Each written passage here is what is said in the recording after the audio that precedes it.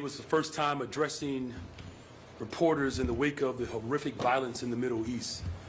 So before we begin today, I would like to take a moment of silence in honor of every innocent life that has been lost.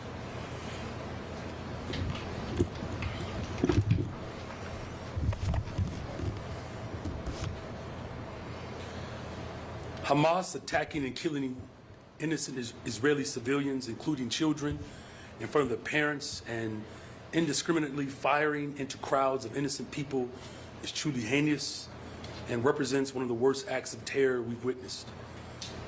And now war rages where even more innocent Palestinians and Israeli lives are being tragically lost. This pain and trauma is felt here at home. There are families across the city who have lost loved ones or have yet to hear if their relatives are safe. As a father and a man of faith, I will continue to pray for the safety and pray for peace. And I ask all Chicagoans to do the same. As a leader, I support any effort to bring unity and healing in this moment. Today, I was honored to present this administration's 2024 budget to the City Council that begins to invest in a better, stronger, and safer Chicago. I want to echo my comments from earlier today, thanking the Office of Budget and Management Director, Annette Guzman, our Chief Financial Officer, Jill Jarowski, and Comptroller Chase Rehwinko. Thank you all for your hard work. I want to also thank the city departments, sister agencies, and the city council members, as well as the residents and external partners who helped build this budget. This was a collaborative process grounded in the principles of co-governance. Residents of this city elected me to invest in people and address their needs, and that is exactly what this budget does. Also reflected in this budget is our obligation to welcome the asylum seekers and migrants who continue to arrive in the city of Chicago every day. As I said earlier, over 11,000 asylum seekers are currently in the city's care. This humanitarian effort isn't one that we've ever budgeted for before, but we are now. We are also investing in homelessness to address the homelessness crisis, mental health support, public safety, youth employment, and the environment. These are all issues that matter to everyday Chicagoans. We will uphold our commitment to invest in the residents of Chicago, especially those who have been harmed by years of disinvestment. Again, through this budget's commitment that addresses the root causes of crime. This budget supports our unhoused population. It creates a pathway to opportunities for our young people. And we respond to the mental health needs of our communities. And so, as many others have called for, we will realize our vision for a better, stronger, and a safer Chicago. And again, I thank everyone for their diligence and their dedication to this process, and I look forward to the passage of this budget. Thank you very much. Justin. Hey, Mayor.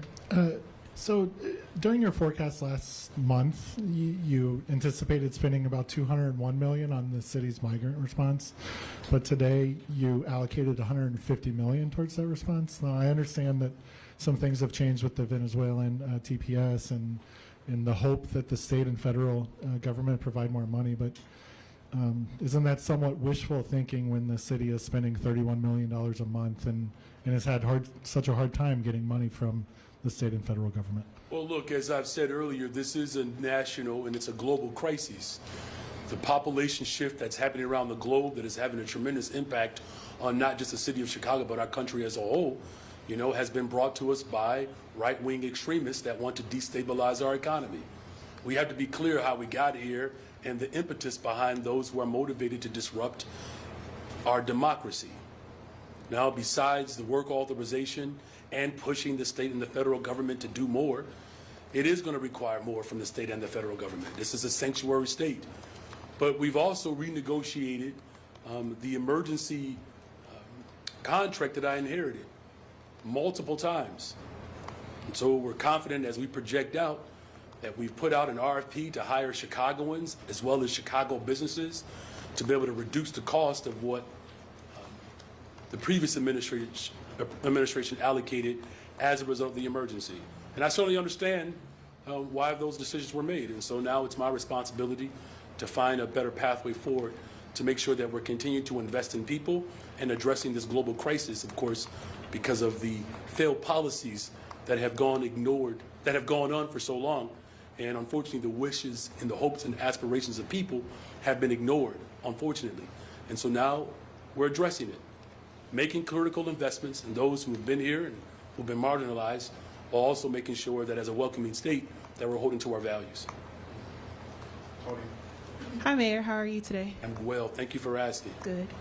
My question is, why is the police budget increasing? So as I said during the campaign, I have a comprehensive full force of government that is quite layered. For the first time in the history of the city of Chicago, we have a deputy mayor that's dedicated to community safety. But we also have to recognize that we need detectives. I made a campaign promise. And since I've been in office, 70, we've created opportunities for promotion as well as to hire more detectives because we got to solve crime in Chicago. We do. But also be very clear that we've situated the civilianization of positions that ultimately free up police officers to do what they do, which is to work to keep us safe. And so this budget responds to the need for the city of Chicago to have confidence in our law enforcement. We also have to make sure that we have good supervision. And so this budget reflects those values. Good afternoon, Mayor. And good afternoon. Thank you. The TIF funds. There is some pushback from aldermen, not everyone, but some of the aldermen we spoke with today who say that those funds are really a one-time use and it is not a long-term plan. Well, look, as I expressed, on the campaign, and remember, I was the only one to put forth the budget plan that predicted that we would have a $500 million of a shortfall here. And so we closed this gap, yes, using a TIF surplus. These are dollars that have not been allocated. But this is why we've also created the subcommittee around, in the Finance Committee around revenue. And so you have stakeholders, the business community, our alders and community partners get to participate and help us to come up with plans to generate revenue to make the critical investments that everybody in Chicago wants me to make. And so it's one budget. We're talking about years and years and years of historical neglect. And, we are well on our way to weaning ourselves off of failed regressive forms of taxation that unfortunately that have forced many of our families, particularly working families and black families overwhelmingly, out of the city of Chicago. Thank you. Good afternoon, Mr. Mayor. The Department of Environment is still a little bare bones, and I saw that most of the environmental inspections, all of the environmental inspections, are still in the Health Department. So what kind of permitting or enforcement powers will the new Department of Environment have, and will its primary mandate be more to set up the department itself than to actually start doing that kind of stuff? Well, there's thank you for that question. There are multiple dynamics to having the reinstatement of the Department of the Environment. Because it's been away for so long, yes, part of the work is to stand it up so that it can function. As far as bare bones, to the previous question, we're working hard every single day to come up with solutions to the revenue dynamic that we need. Everybody knows we're going to need more revenue. Everybody knows that. Let me be very clear, though. The environmental injustice that has gone unaddressed for too long, my administration is finally addressing it. And that's a good thing for the city of Chicago. Good afternoon, Mayor. Is the $800 million in progressive taxes that you campaigned on during the mayoral race, is that coming in the next years, or is that indefinitely paused as you reassess? There's a new committee that is dedicated to revenue. Here's what the city of Chicago is adjusting to. I listen to people. I'm actually pretty good at it.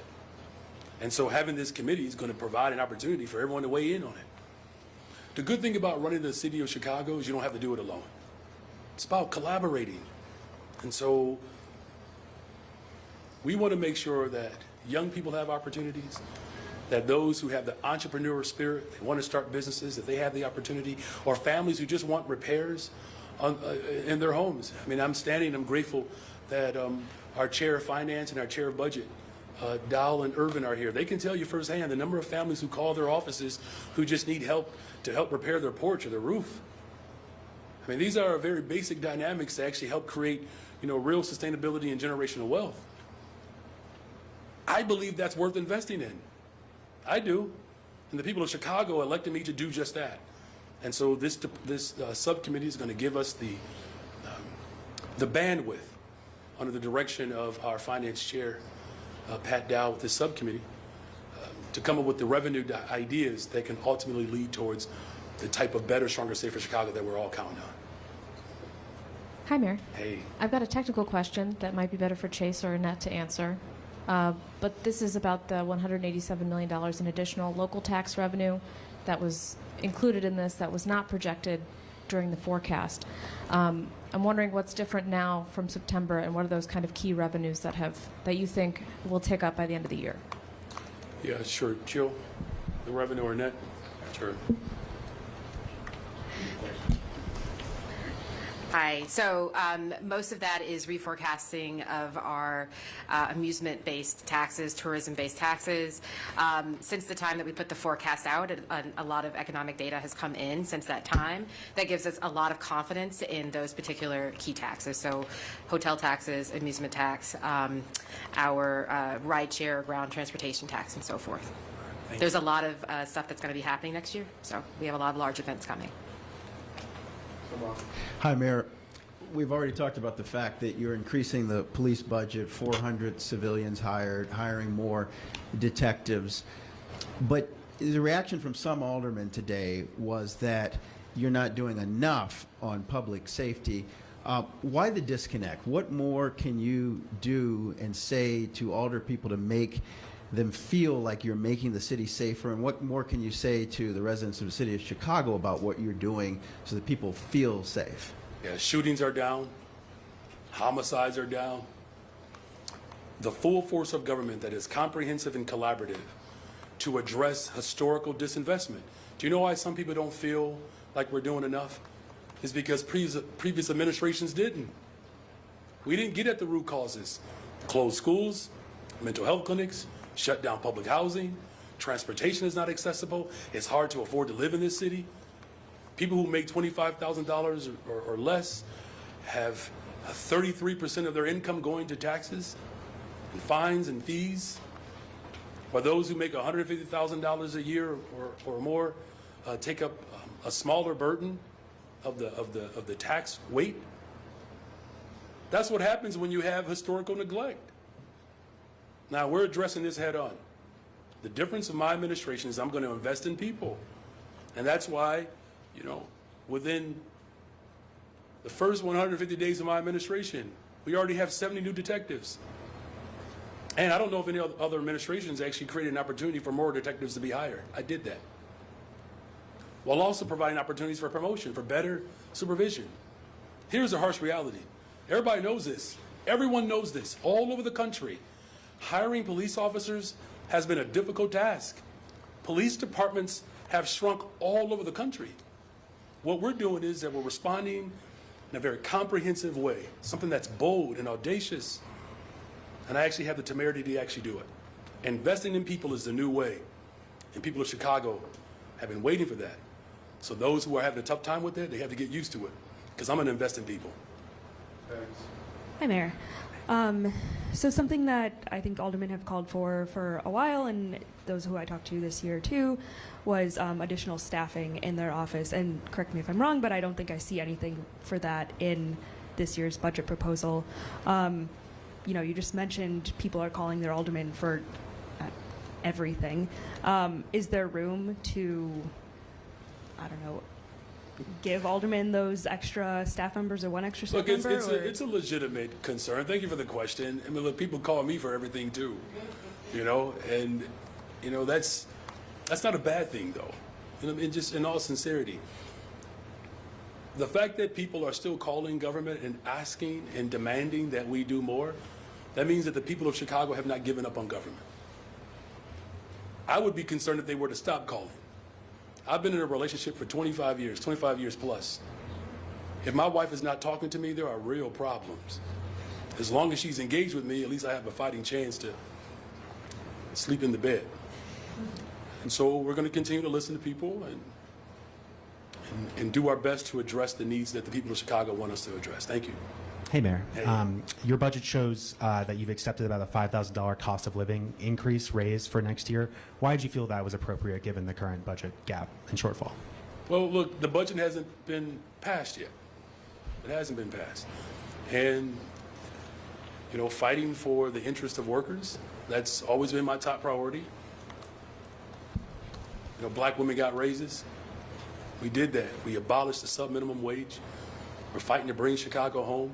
We have an entire division within my office that's dedicated to workers and the labor movement. And so, you know, the budget has been presented, and people get to cast their votes accordingly. Good afternoon, Mayor. Thanks for taking my question. Welcome. Good afternoon. Good afternoon. You talked about the partnership and help you're seeking from the federal and state governments. Can you explain exactly what that is beyond the worker permits? How much money are you asking for and from where? They have to help set up shelters. We need help staffing.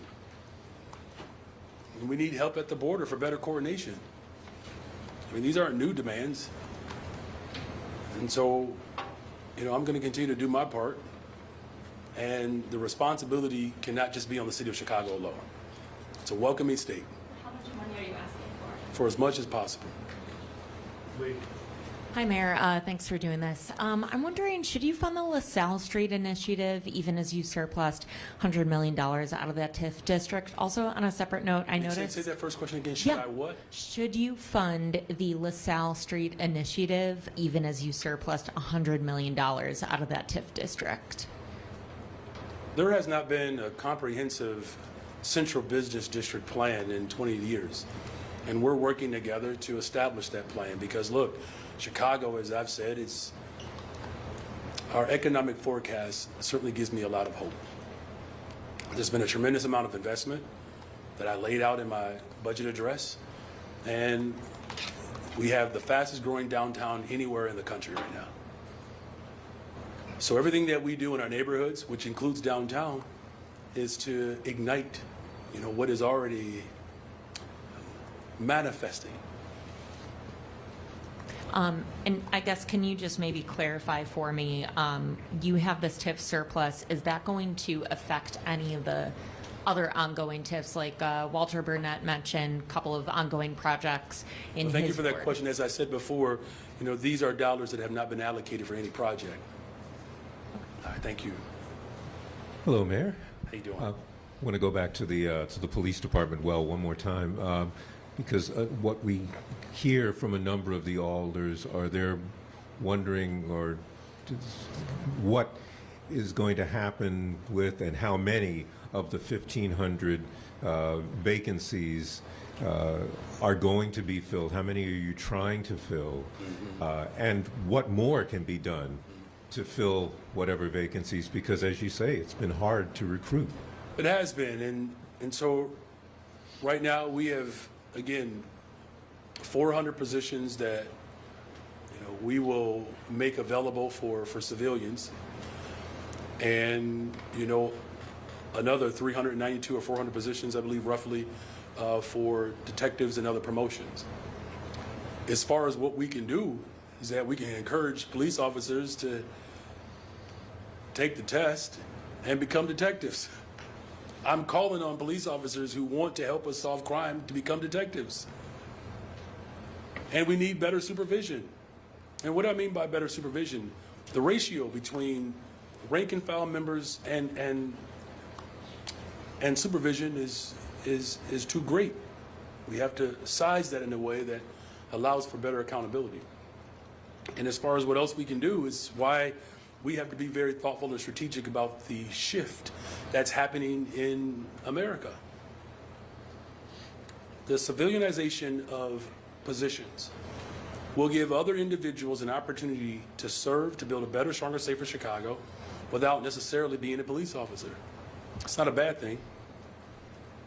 You know, God, I've said this repeatedly, the system that we inherited will not likely be the system that we pass on.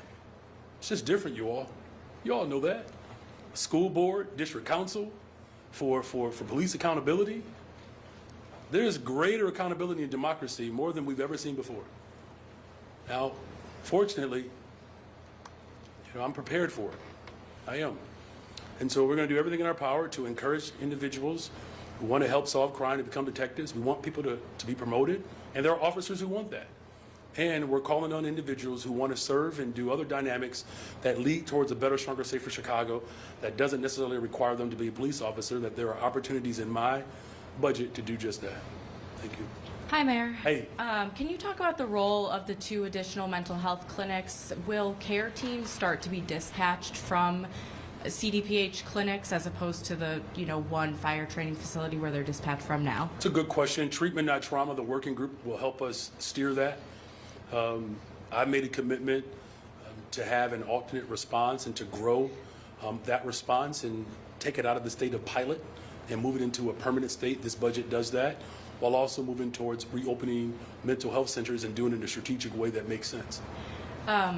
On Friday's special council meeting, can you explain your thinking behind calling the special council meeting on Friday to consider Alderwoman Deb Silverstein's resolution? And should that resolution, as Alderwoman Rossana Rodriguez-Sanchez says, quote, center the humanity of Palestinians who are confined to an open-air prison and whose lands have been occupied for decades? Well, the special meeting expresses the urgency as well as the seriousness of this conflict. And as I've said in my statement repeatedly, the brutalization that has taken place in that region for a very long time has cost a lot of people their lives. So should the resolution be tweaked? Well, that's the conversation that happens amongst the council. And what I'm doing is I'm going to oversee a meeting that allows for the type of robust conversation to take place so that everybody is very clear about how we must center humanity in this moment. Hi, Mayor. One on and one off topic, hopefully. Your predecessor shifted some pension costs over to the school district during her term. This budget doesn't appear to shift those back. Are you considering potentially shifting those back? I'm working with the Chicago Public Schools so that there is a shared understanding and agreement of how we address, our pensions. For a very simple reason, the city of Chicago deserves a school district that makes critical investments into the lives of those who have served this city as well as those who rely upon the system. Another quick And go ahead. And I also believe it's important that the city of Chicago demonstrates a collaborative approach to do just that. Today, Chicago Public Schools paused the administration of the high school admissions test due to some technical errors and difficulties with the platform that 8th graders were using. I'm wondering if you could respond to what happened there and what changes might be made to prevent something like that from happening. It's our public school system and its desire to create real equity in this city. We've struggled over time, and I would much rather us get it right. I've had this conversation before I was mayor, and had this conversation with my colleagues about making sure that our schools, do not reject the hopes and aspirations and desires of black families in particular, because we've seen over the course of time that there are less black children who are represented in some of these schools that call for an application process. Now, the ultimate desire is to actually build a school system that no matter where you are in the city of Chicago, that you have access to a high quality education. I'm committed to doing just that. All right, thank you all very much. Thank you.